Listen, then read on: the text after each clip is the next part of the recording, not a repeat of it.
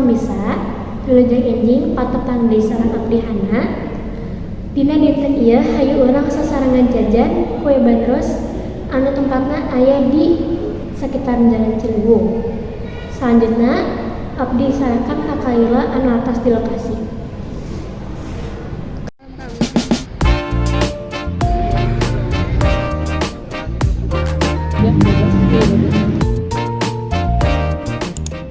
Ayeuna hayu urang cobian ieu kue bandros. Kue bandros aya dua jenis. Nyaeta aya anu nganggo keju sareng anu original.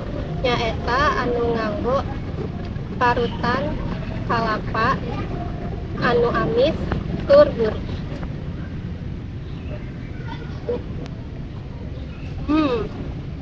Meni raos pamirsa.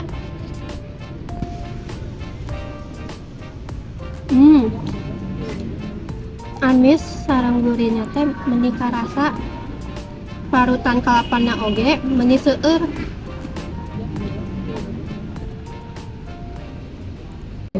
Wah, awas pisan cigananya eta kue bandros. Sakitu wae watak kuliner dina dinten ieu. Salam raos pisan.